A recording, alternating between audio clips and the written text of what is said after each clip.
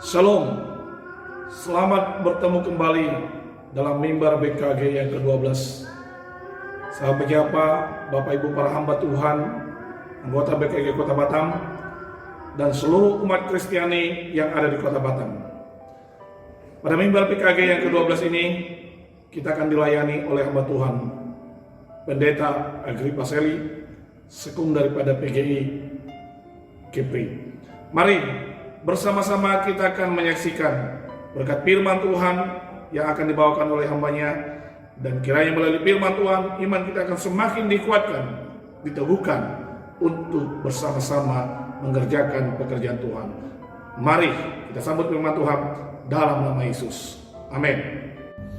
Shalom, selamat berjumpa kembali di mimbar BKG pada hari ini bersama saya Pendeta Agrippa Seli. Saudara-saudara yang dikasihi Tuhan, sebelum kita merenungkan firman Tuhan, mari kita berdoa. Damai sejahtera dari Allah Bapa yang melampaui segala akal dan pikiranmu, menerangi hati dan pikiranmu oleh Roh Kudus dalam Kristus Yesus, Sang Firman Allah yang hidup. Amin.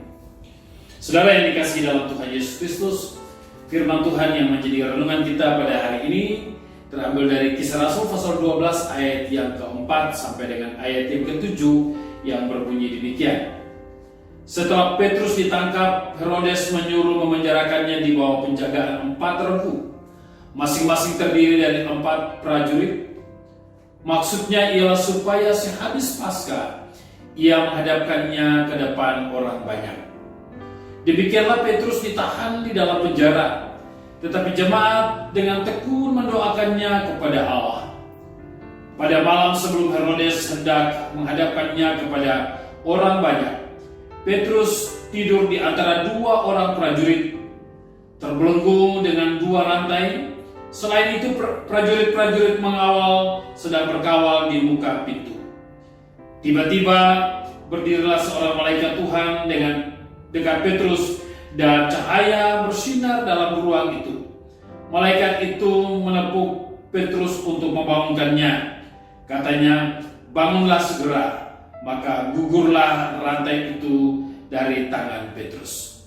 Bapak, Ibu, dan saudara-saudara yang dikasihi oleh Tuhan Yesus Kristus, tema renungan kita pada hari ini adalah kekuatan kuasa doa. Saudara, kita mau merenungkan kebenaran firman Tuhan ini, dan kita mau melihat apa kata Alkitab tentang doa. Ada beberapa catatan yang perlu kita renungkan bersama dari kebenaran firman Tuhan ini. Matius pasal yang ke-21, ayat yang ke-21 dan ayat yang ke-22 berkata begini. Yesus menjawab mereka, "Aku berkata kepadamu, sesungguhnya jika kamu percaya dan tidak bimbang, kamu bukan saja akan dapat berbuat apa yang kuperbuat dengan pohon ara itu, tapi jikalau kamu berkata kepada gunung itu, beranjaklah dan tercampaklah ke dalam laut, hal itu akan terjadi. Dan apa saja yang kamu minta dalam doa dengan penuh kepercayaan, kamu akan menerimanya." Saudara, doa tidak saja hanya sebuah slogan, tapi doa harus dinaikkan dengan satu sikap iman yang sungguh, yang benar kepada Tuhan. Yang kedua, Markus 11 ayat 24 berkata, "Karena aku berkata kepadamu, apa saja yang kamu minta dan doakan, percayalah bahwa kamu telah menerimanya, maka hal itu akan diberikan kepada kamu." Doa harus dinyatakan, dinaikkan kepada Tuhan dengan iman yang sungguh, dengan sebuah keyakinan, dengan sebuah pengharapan bahwa apa yang kita sampaikan kepada Tuhan akan dijawabnya bagi kita. Yang terakhir, dari Yohanes 14 ayat 13 dan 14 berkata, "Dan apa juga yang kamu minta dalam namaku, aku akan melakukannya supaya Bapa dipermuliakan dalam Anak. Jika kamu meminta sesuatu kepadaku dalam namaku, aku akan melakukannya." Jadi doa tidak saja hanya sekedar sebuah komunikasi kita kepada Tuhan, tetapi doa juga harus didasarkan, landasannya adalah Yesus Kristus. Oleh karena itu, saudara-saudara yang dikasihi dalam Tuhan Yesus Kristus, kekuatan doa yang disertai dengan sebuah keyakinan yang sungguh kepada Allah yang hidup akan menghasilkan perkara besar. Dan doa sekali lagi bukanlah yang terakhir, tapi doa harus menjadi awal dari segala kegiatan kita, awal dari segala pekerjaan kita. Oleh karena itu, sebelum saudara memulai aktivitas saudara, saudara harus mulai dengan doa. Minta penyertaan Tuhan, minta pertolongan Tuhan, minta perlindungan Tuhan. Saudara yang dikasihi dalam Tuhan Yesus Kristus, ketika kita berdoa itu berarti kita sedang berhadapan dengan satu pribadi yang luar biasa, yang berkuasa atas hidup dan kehidupan ini. Itulah sebabnya doa harus dinaikkan dengan sikap iman yang sungguh. Doa harus dinaikkan dengan sebuah sikap iman yang benar. Doa dinaikkan kepada Tuhan dengan alamat yang tepat. Itulah kepada Allah dalam Yesus Kristus. Saudara, Tuhan Yesus sendiri berkata dalam Matius pasal 7 ayat yang ke-7, mintalah maka kamu akan diberi, cari kamu dapat, ketok maka pintu akan dibukakan bagimu.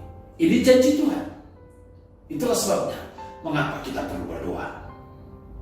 Saudara-saudara yang dikasihi oleh Tuhan Yesus Kristus, ketika kita berdoa tentunya kita akan mengharapkan janji Tuhan digenapi. Ketika kita berdoa kepada Tuhan, kita mengharapkan ada sesuatu yang Tuhan akan kerjakan dalam kehidupan kita. Dan itu juga lah yang dialami oleh kebenaran firman Tuhan yang tadi kita sudah bacakan. Saudara, jika saudara memperhatikan dalam doa Bapa Kami, secara khusus pada Matius pasal 6 ayat yang ke-10 dikatakan begini, datanglah kerajaanmu, jadilah kehendakmu di bumi seperti di sorga. Ada sekian banyak hal yang Yesus ungkapkan di situ. Tapi pada sore hari ini saya ingin sampaikan kepada kita untuk kita melihat kebenaran firman Tuhan. Yesus berkata, datanglah kerajaanmu, jadilah kehendakmu di bumi seperti di sorga. Artinya, ketika kita berdoa, kita rindu supaya Allah hadir di tengah-tengah kita. Kita rindu supaya Allah hadir dan menyatakan kasih-Nya, menyatakan kuasa-Nya bagi kita. Dan biarlah kehendak Allah sendiri nyata. Kehendak Allah sendiri terjadi di tengah-tengah pergumulan kita, di tengah-tengah kehidupan kita. Saudara-saudara yang dikasihi dalam Tuhan Yesus Kristus, melalui kebenaran firman Tuhan ini, saya ingin membawa kita sama-sama untuk melihat beberapa hal.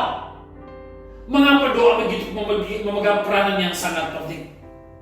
Dari mana kita bisa tahu bahwa doa itu memiliki kekuatan, memiliki kuasa yang luar biasa? Yang pertama kita coba melihat situasi politik yang dihadapi oleh Petrus dan juga beberapa orang percaya. Yang diungkapkan dalam Kisah Rasul pasal 12 ayat 1 dan 2 berkata demikian. Kira-kira pada waktu itu Raja Herodes mulai bertindak dengan keras terhadap beberapa orang dari jemaat yang menyuruh membunuh Yakobus, saudara Yohanes, dengan pedang. Saudara, yang pertama kita melihat bagaimana sikap Raja Herodes sebagai seorang pemimpin. Di tengah-tengah situasi sama seperti itu, orang percaya berada dalam sebuah ancaman. Mereka berada dalam sebuah tekanan yang luar biasa. Dan tidak segan-segannya dia memerintahkan untuk melakukan pembunuhan terhadap orang yang hidup dengan Tuhan, orang yang hidup mengasihi Tuhan. Yang kedua, kita coba melihat tentang tantangan yang dialami oleh Petrus pada saat itu. Ayat 3 dan ayat yang keempat. Ketika ia melihat bahwa hal itu menyenangkan hati orang Yahudi. Maksudnya apa yang diungkapkan dalam ayat 1 dan ayat yang kedua. Ketika dia perintahkan supaya Yakobus dibunuh dengan pedang. Ia melanjutkan perbuatannya itu dan menyuruh menahan Petrus. Petrus berada dalam ancaman. Petrus berada dalam bahaya besar. Waktu itu hari raya roti tidak beragi. Setelah Petrus ditangkap, Herodes menyuruh memenjarakannya di bawah penjagaan 4 regu, masing-masing terdiri dari 4 prajurit.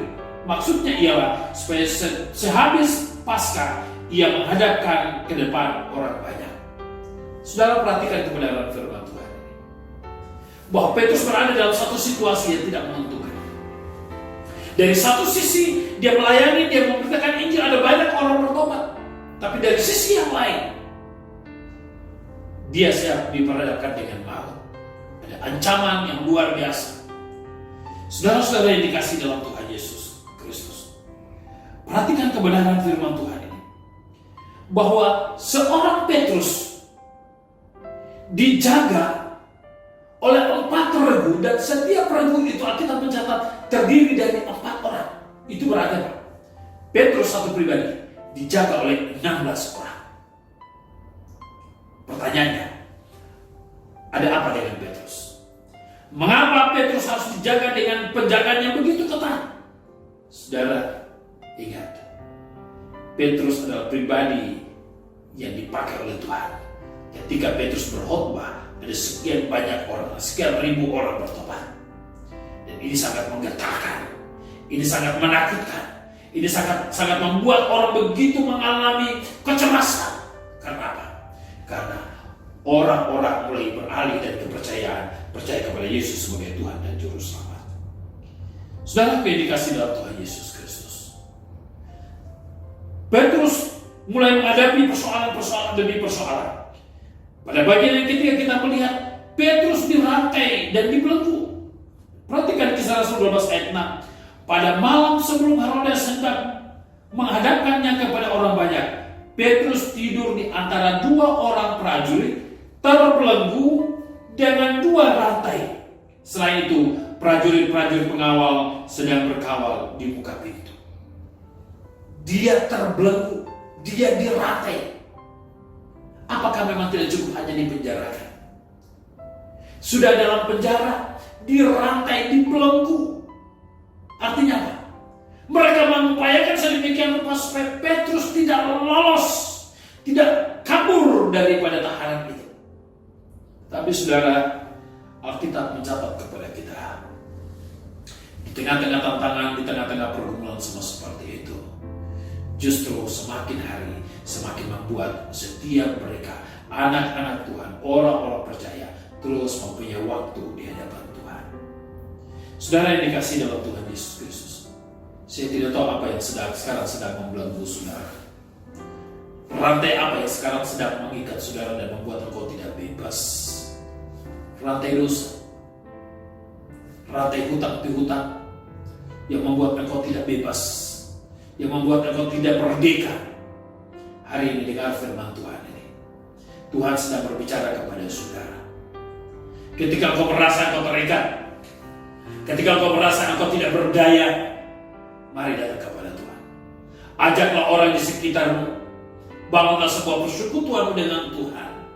Berteriak kepada Tuhan, berseru kepada Tuhan, sampaikanlah pergumulanmu, persoalanmu kepada Tuhan. Seringkali kalau kita diperhadapkan dengan persoalan, bukan kita lari kepada Tuhan. Kita lari kepada orang lain. Kita lari kepada orang-orang mampu. Yeremia 17 ayat yang kelima berkata, terkutuklah orang yang mengandalkan manusia, yang mengandalkan kekuatannya sendiri. Tapi ayat yang ke-7 berkata, diberkatilah orang yang mengandalkan Tuhan, yang menaruh harapannya kepada Tuhan. Puji Tuhan. Kita bersyukur kita punya Allah yang hidup. Firman Tuhan hari ini, saya rindu ketika engkau mendengarnya, engkau diberkati oleh Tuhan. Saya rindu ketika engkau mendengarnya, engkau boleh merasakan dan engkau boleh mengalami pelepasan, pembebasan. Ketika engkau merasa engkau dirantai, engkau diikat, engkau terbelenggu oleh karena dosa, datang kepada Tuhan, minta belas kasihan Tuhan, minta anugerah Tuhan, minta pemulihan daripada Tuhan lepaskan saudara. Saudara-saudara yang dikasihi dalam Tuhan Yesus Kristus. Yang berikut, mari kita melihat bagaimana sikap umat Tuhan ketika diperhadapkan dengan tantangan. Ayat yang kelima. Demikianlah Petrus ditahan di dalam penjara, tetapi jemaat dengan tekun mendoakannya kepada Allah. Saudara-saudara yang dikasihi dalam Tuhan Yesus, ada tekanan, ada bersyukur Tuhan. Ada persoalan, tetapi mereka senantiasa membangun sebuah bersyukur Tuhan dengan Tuhan. Saya tidak tahu berapa banyak saudara yang punya persoalan. Mungkin seringkali kita melihat persoalan kita lebih besar daripada Allah yang kita miliki. Tapi hari ini firman Tuhan berkata, ketika kau punya persoalan, mari datang kepada Tuhan. Bawa hidupmu kepada Tuhan. Perhatikan kebenaran firman Tuhan ini. Demikianlah Petrus ditahan dalam penjara, tetapi jemaat dengan tekun mendoakannya kepada Allah. Saudara-saudara yang dikasihi dalam Tuhan Yesus Kristus, dalam Kisah Rasul pasal 2 ayat yang ke-41 dan ayat yang ke-42 berkata demikian. Orang-orang yang menerima perkataannya itu memberi diri dibaptis, dan pada hari itu jumlah mereka bertambah kira-kira 3.000 jiwa. Ayat 42. Mereka bertekun dalam pengajaran rasul-rasul dan dalam persekutuan doa. Luar biasa. Tekun dalam pengajaran, tekun juga dalam persekutuan doa. Ini yang penting. Jadi supaya sejalan, supaya searah, seimbang.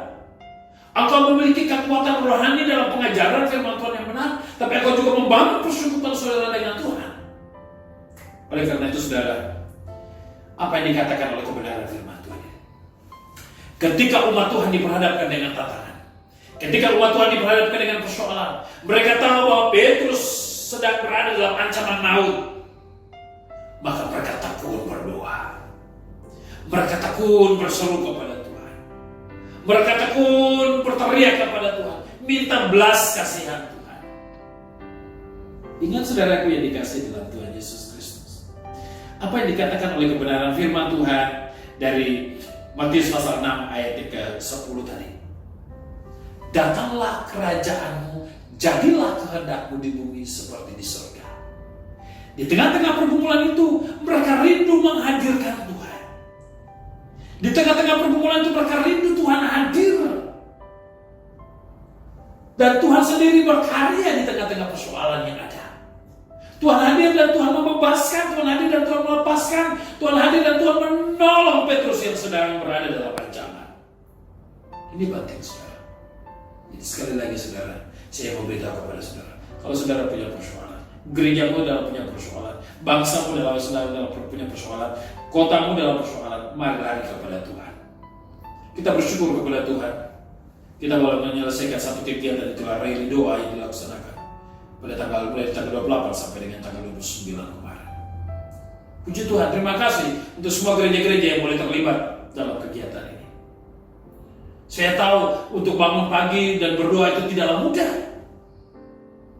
Tapi puji Tuhan, Engkau sudah mengerjakan yang terbaik. Dan sekarang kita akan menyaksikan apa yang Tuhan mau kerjakan bagi kita. Tuhan mau kerjakan bagi kota kita, Tuhan mau kerjakan bagi gereja kita, Tuhan mau kerjakan bagi bangsa kita, ekonomi kita, dan seterusnya dan seterusnya. Kita mau menantikan apa yang Tuhan kerja. Saudara jemaat Tuhan dalam Kisah Rasul 12 ayat yang kelima. Petrus ada dalam penjara, mereka ada di luar sana sedang berdoa.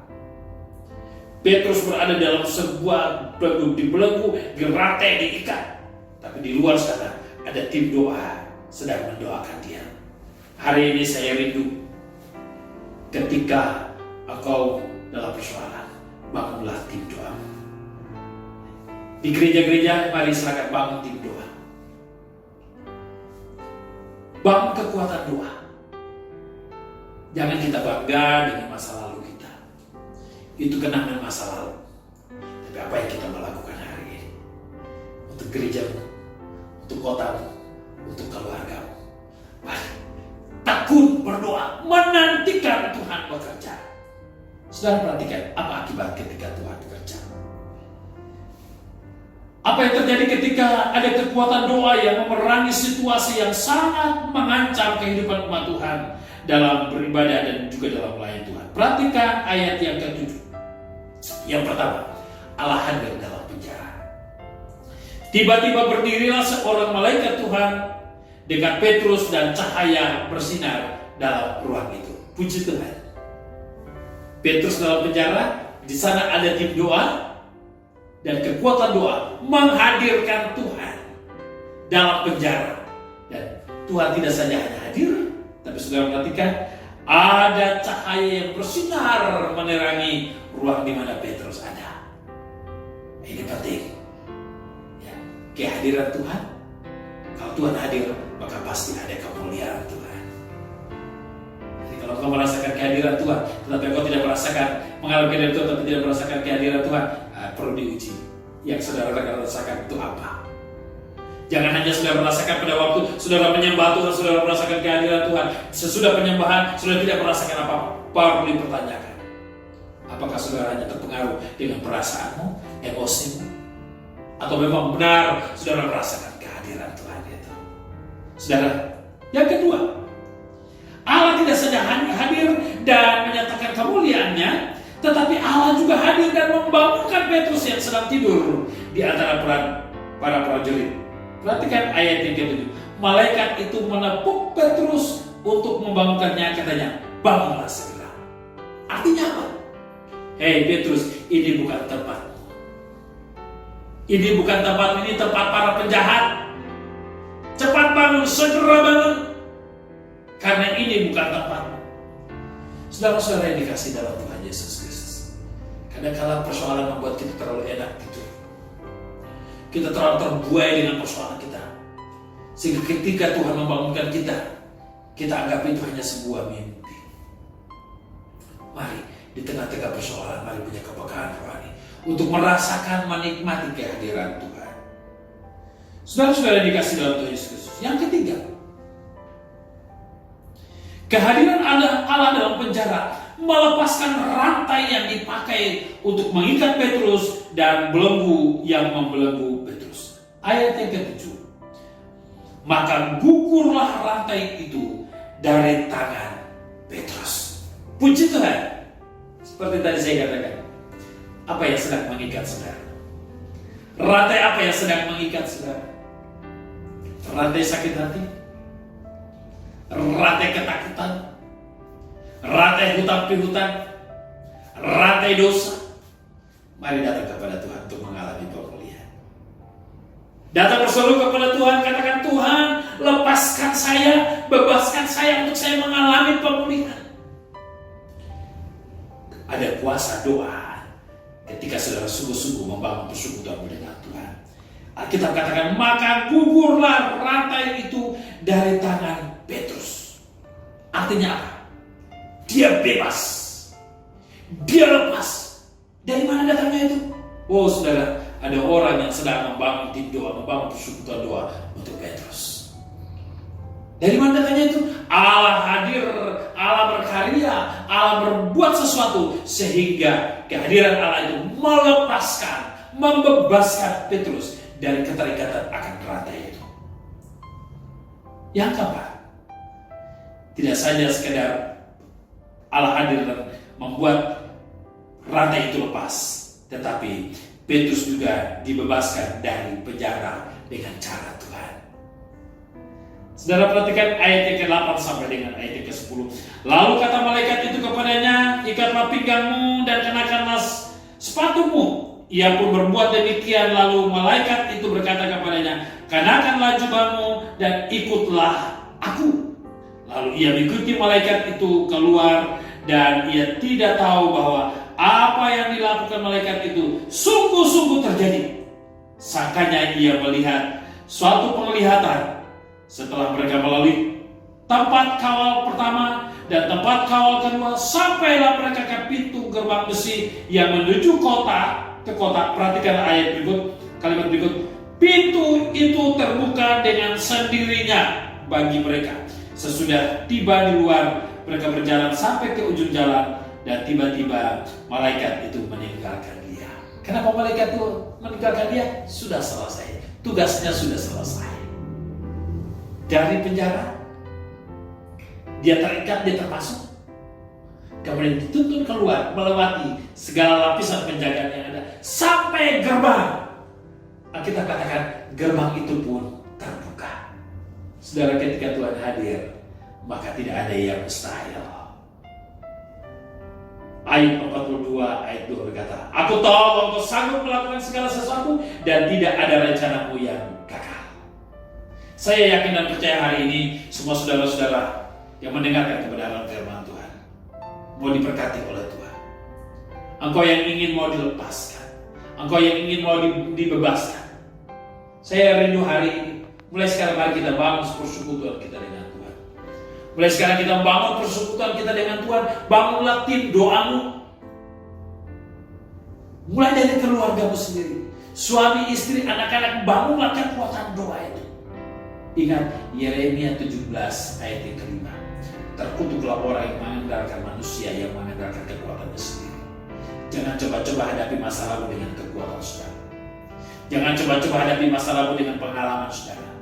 Tapi ayat yang ke-7 berkata, diberkatilah orang yang mengandalkan Tuhan, yang menaruh harapannya kepada Tuhan.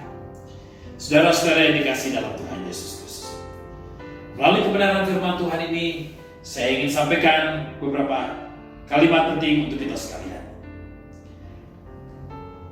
Karena itu berdoalah demikian, Bapa kami yang di sorga, dikuduskanlah namamu, datanglah kerajaanmu, jadilah kehendakmu di bumi seperti di sorga. Doa Bapa kami menjadi catatan penting dalam kehidupan kita.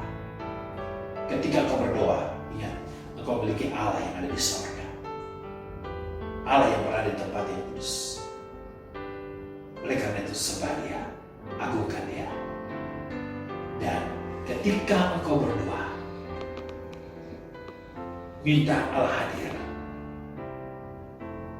Datanglah kerajaan, jadilah kehendakmu di bumi seperti di sorga.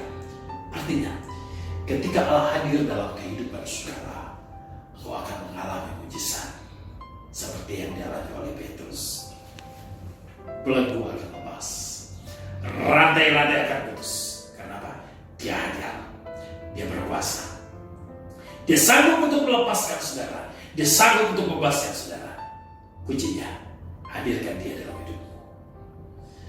Hadirkanlah Dia dalam hidupmu, maka engkau akan melihat kemuliaan demi kemuliaan yang akan dinyatakan bagi saudara. Sehingga melalui kehidupan saudara, orang lain melihat kemuliaan Tuhan. Orang lain menyaksikan kehadiran Tuhan.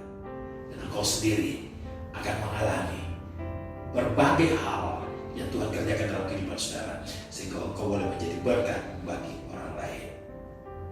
Biarlah melalui firman Tuhan ini, kita boleh menikmati sesuatu.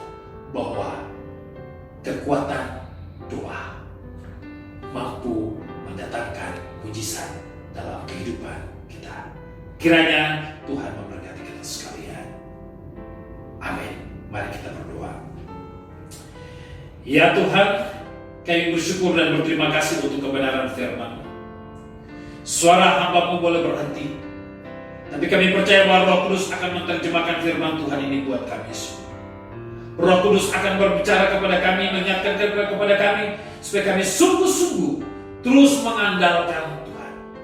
Ampuni kami Tuhan kalau selama ini kami lebih mengandalkan kekuatan kami. Ampuni kami Tuhan kalau selama ini kami lebih mengandalkan pengalaman kami daripada mengandalkan Tuhan. Maka melalui firman Tuhan ini Bapa, biarlah kami terus membangun persekutuan kami dengan Tuhan. Persekutuan kami di dalam doa, sehingga biarlah melalui kehidupan kami juga kami merasakan dan mengalami kehadiran Tuhan. Terima kasih Bapa di surga. Terpujilah kau Tuhan Yesus. Suara hamba-Mu boleh berhenti, tapi suara Roh Kudus menerjemahkan firman Tuhan ini buat kami semua. Biarlah kasih karunia dan damai sejahtera dari Allah Bapa, kasih dari Tuhan Yesus Kristus, persekutuan dengan Roh Kudus menyertai, memberkati, memelihara semua saudara-saudara yang mendengarkan firman Tuhan hari ini, menguatkan dan meneguhkan, sehingga biarlah melalui kehidupan kami semua Tuhan dipermuliakan. Terpujilah Kau Bapa, di dalam nama Tuhan Yesus kami berdoa.